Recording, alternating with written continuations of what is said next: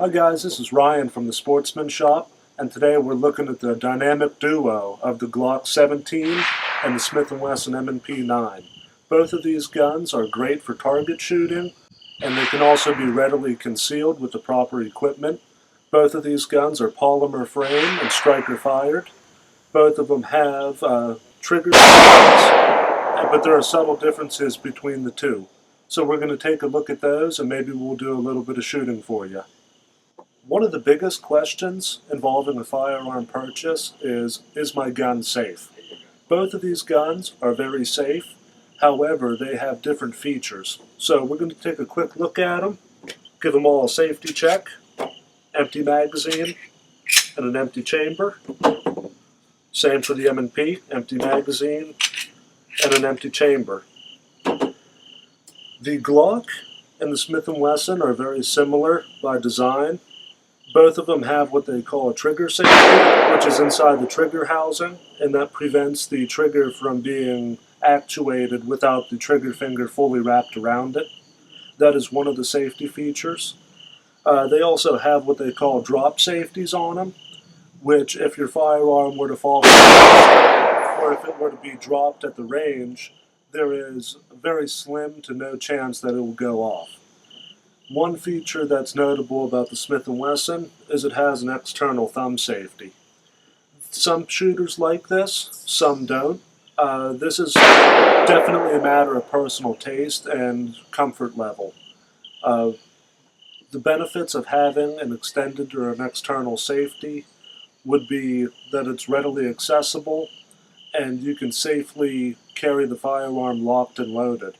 However, you do have to keep in mind that you have an external safety, and if you need to ready your firearm in a hurry, having that safety on can get you in a lot of trouble. You just have to train with the firearm and make sure that you're comfortable with how it works, and you have to be able to train yourself to take the safety from the on to the off position in a very short amount of time.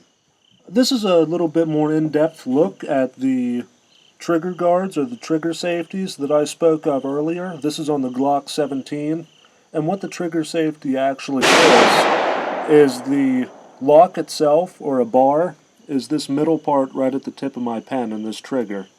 And if you look towards the back of the housing at the tip of my pen, you can kind of see that little notch sticking out.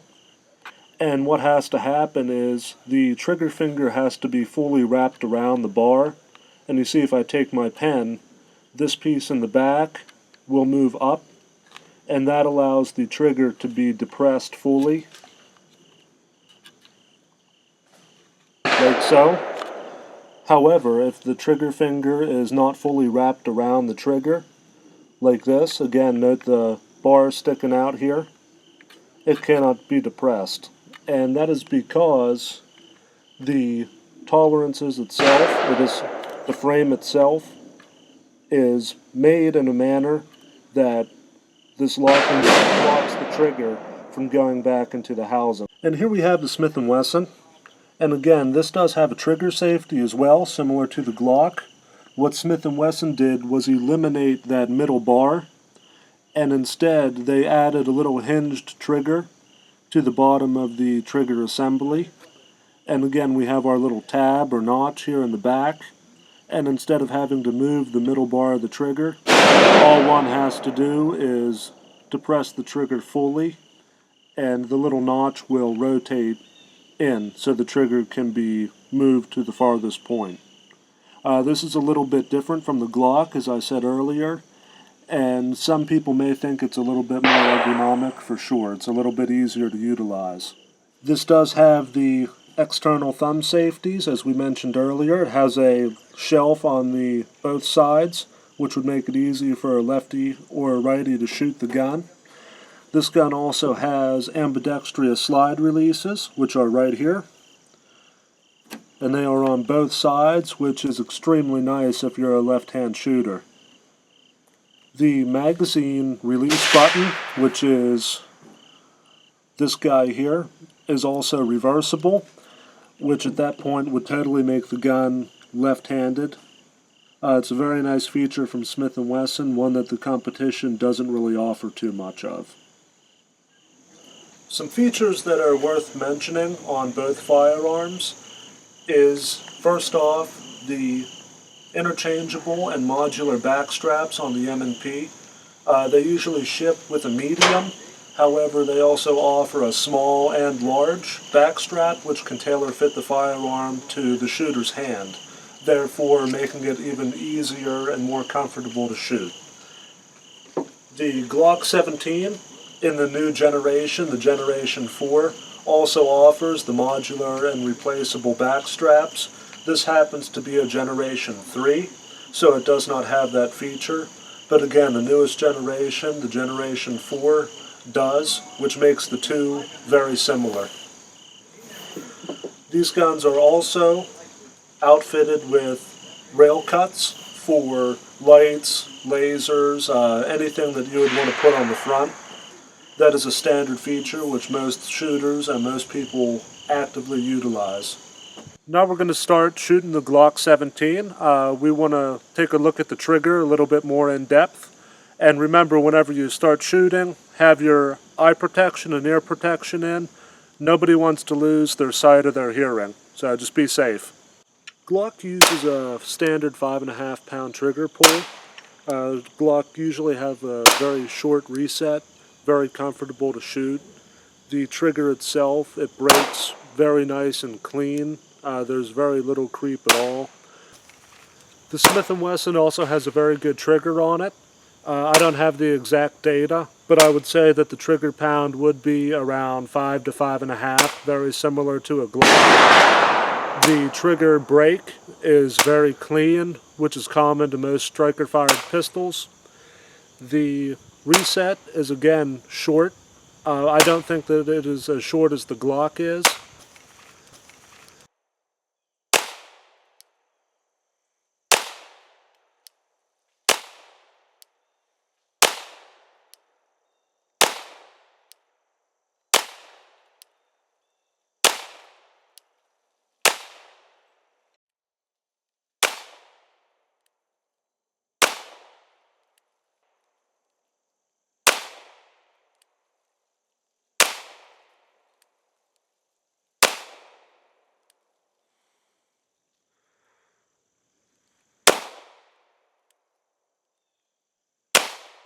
One of the biggest gripes about the Glocks is the sights, but however they are designed, there's a reason they're designed like they are. The main reason being is that they are a combat pistol. You can see the rear sight has a U shape to it, while the front is a standard white dot. This is one of the fastest ways to acquire your sights, which means you can get a fast shot, and that is a do or die in a combat situation. The sights on the Smith & Wesson are a traditional 3-dot white sight. They're very clear and very crisp. Most people that are pistol shooters will gravitate towards the standard sights of the Smith & Wesson. Again, they are a very crisp, clear sight, and they are more traditional. However, that being said, there's nothing against the Glock. It is just a matter of preference. Recoil on the Glock is as to be expected. That being said, it is not harsh by any means. Being chambered in 9mm and being the size that it is, the recoil is pretty soft. Recoil on the Smith & Wesson is very different of the Glock. I found the recoil on the Smith to be far softer than the Glock, which is a benefit to every shooter, but specifically to newer shooters or people who are recoil sensitive. However, in my personal feeling, it kind of feels like the slide is floating, but that is, again, a personal preference. The Glock has recoil to it that is what most people would call snappy. This pistol does not have a snappy recoil. As I said earlier, it's rather soft, and that is a benefit to new shooters.